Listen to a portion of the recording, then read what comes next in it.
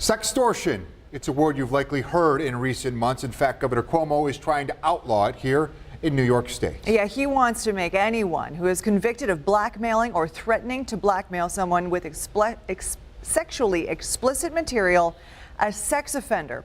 The governor framing the proposal as a way to specifically protect women and girls, saying they are disproportionately targeted. But as 7 Eyewitness News reporter Brittany Muller uncovered, it's men who are being targeted more and more. And tonight on a story you will only see on 7, one victim's cautionary tale to make sure what happened to him doesn't happen to you.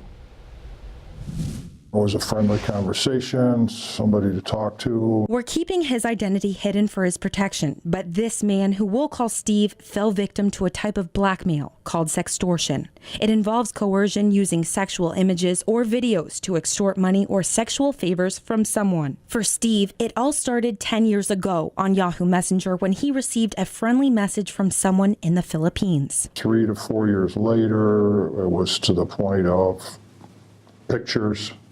And the pictures got more explicit. And it was also at that point, he says, when the person he thought was a woman began asking for money. So it was $100, it was $50 or $200, and it progressed from there. And then I got sick of sending money. I says, okay, this is all over with. And I stopped, and then the threats started. That's when he says the situation escalated, and the person on the other end began contacting Steve's family. I didn't know how to stop it.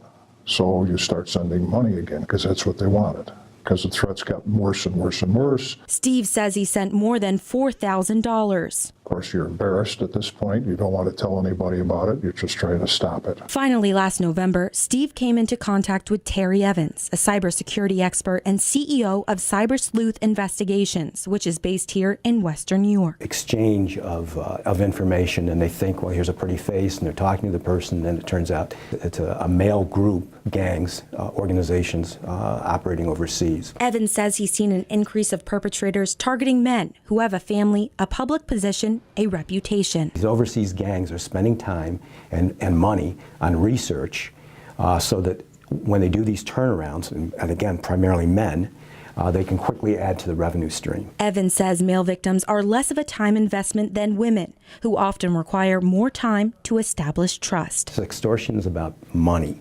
It took a toll on me, big time. So what can you do to protect yourself? Do not send money. That will not end this ordeal. It's a lesson Steve learned the hard way. Don't contact anybody on the computer that you don't know personally. It's simple as that. Brittany Muller, 7 Eyewitness News.